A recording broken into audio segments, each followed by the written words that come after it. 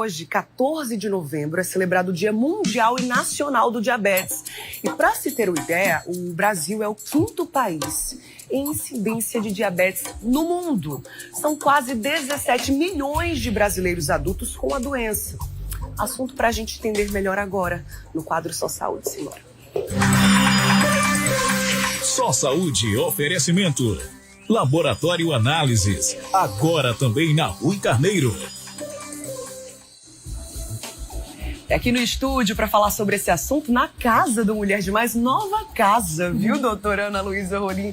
Recebo ela que é endocrinologista. Bom dia, seja bem-vinda. Bom dia, obrigada pelo convite. A gente que agradece a sua participação. Você pode e deve participar também, tá?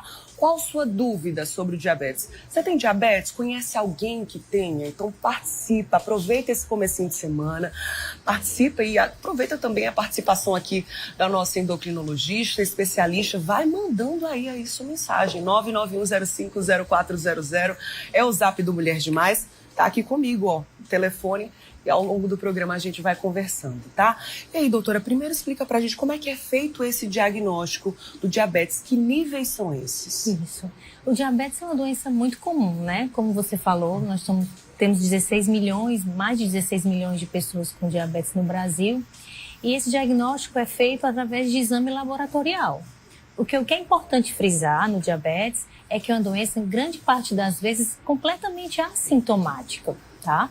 E aí, por isso que é importante você realmente buscar realmente o diagnóstico e fazer seus exames de rotina para ter esse diagnóstico. O que a gente fala é que, vamos primeiro entender o que é uma glicose normal, né? Os níveis de açúcar normais. O nível de açúcar normal no sangue é quando a glicose está abaixo de 100. Né? Certo. E a gente fala que é diabetes quando a glicose em jejum, né? Que você colhe no exame de sangue, mesmo lá no laboratório, fica acima de 125, 126 para cima. Isso pode ser feito através do exame de sangue, da glicose, e tem outros exames que a gente pode fazer também, com hemoglobina glicada e uma curva glicêmica também pode ser interessante. Perfeito. A gente está vendo aí, né, doutora, inclusive, uma imagem que mostra mais ou menos esses níveis que você adiantou pra gente. Isso. O nível considerado normal, já o sinal de alerta, que é ali o amarelinho junto com o laranja, e, de fato, quando o diagnóstico é para o diabetes. Essa doença, ela costuma aparecer assim do nada ou esse nível vai aumentando com o passar do tempo? Esse amarelinho que a gente colocou ali, a gente chama de pré-diabetes, tá? E realmente, quem tem pré-diabetes pode evoluir para diabetes. Isso pode ser um contínuo, uma evolução, né? Por isso que é importante quando a pessoa, mesmo que não tenha níveis de diabetes, que tenha um pré-diabetes, façam algumas medidas de prevenção. Como, por exemplo, controle do peso, mudança de estilo de vida, fazer atividade física de forma regular. Então, tem várias coisas que a gente pode já começar a fazer, mesmo que para quem não tem diabetes, para prevenir. Sim, certamente. O Ricardo, do Jardim Oceania, mandou mensagem aqui para o Zap do MD. Obrigada pela sua participação, Ricardo. E ele trouxe uma pergunta bem pertinente. Uma criança com diabetes pode comer de tudo? E eu já vou ampliar a pergunta dele. Muitos jovens, né, doutora, sendo diagnosticados com diabetes. O que está acontecendo? Porque existem dois tipos principais de diabetes, né? A gente tem o diabetes tipo 1 e o diabetes tipo 2.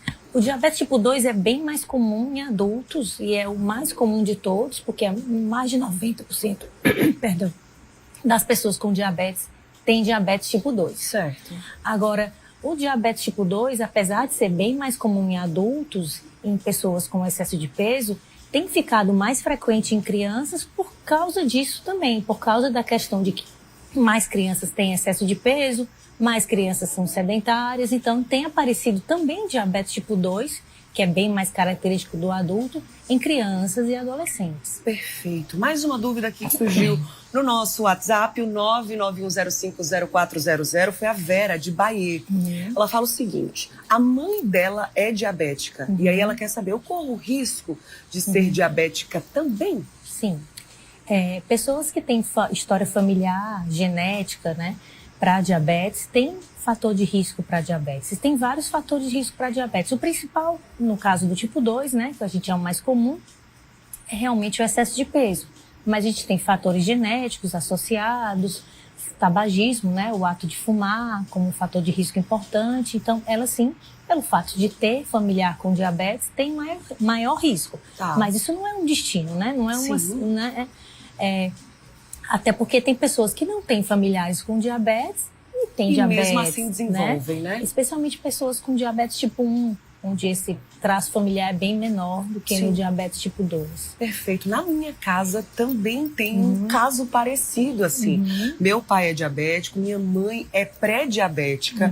Mas existe uma maneira, por exemplo, eu e minha irmã, né, de evitarmos que a diabetes apareça em nós mesmas, assim, alguma forma de prevenir que de fato ela aconteça, mesmo tendo essa predisposição genética? Sim, sim. A predisposição genética é uma coisa que a gente não consegue mudar, né? Então a gente tem que trabalhar em coisas que a gente consegue modificar, que é justamente não ganhar peso, ter uma rotina de exercícios direitinho, ter uma alimentação saudável. Então aí sim, vocês diminuem muito o risco de ter diabetes lá no futuro, vocês duas. Bem, muito bem. A Rose de Bahia, obrigada pela sua participação, Rose. Raiô, bom dia. Ela fala o seguinte: fiz exames, a glicose deu 88. Já a glicada ou clicada deu 5,7. Sim. E a médica dela falou que está pré-diabética. E ela quer saber, só a alimentação pode mudar esse quadro? Já ampliando também a pergunta da Rose, que pode ser a dúvida de mais pessoas, né? Primeiro, o que é glicose clicada ou glicada? Explica pra gente, doutora. Isso. É um exame que também a gente usa para fazer tanto o diagnóstico de diabetes, quanto também para fazer o acompanhamento de pessoas com diabetes.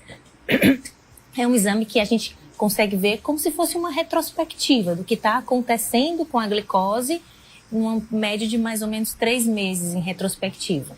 Então, no caso, a hemoglobina glicada também a gente classifica como normal, pré-diabetes, aquela faixa, né, do sinal amarelo, Certo. e diabetes. Então, a hemoglobina glicada abaixo de 5,7 é normal.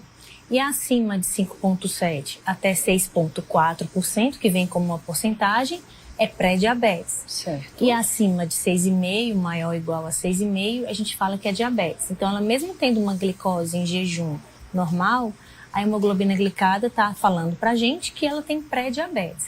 Mas o pré-diabetes, como eu falei, tem mais chance, uma pessoa que tem mais chance de evoluir para diabetes, sim, mas não necessariamente ela vai ser diabética. Tem medidas para se prevenir esse diabetes, mesmo nessa fase de pré-diabetes. Então, é justamente controlar a alimentação, controlar o peso. Em algumas situações menos comuns, a gente precisa entrar com medicação também. Então, tem como tratar e tem como cuidar. Muito bem, a gente vai falar sobre isso ainda aqui no quadro Sua Saúde, sobre a questão de fatores de risco, como controlar o diabetes, enfim, várias outras informações já no próximo bloco. Enquanto isso, você vai mandando aí mensagem pra gente, se você tem alguma dúvida sobre medicação, por exemplo, sobre tratamento, manda aí para o nosso zap, 991050400. Eu volto já, viu, doutora? Okay. Muitas perguntas aqui no nosso WhatsApp.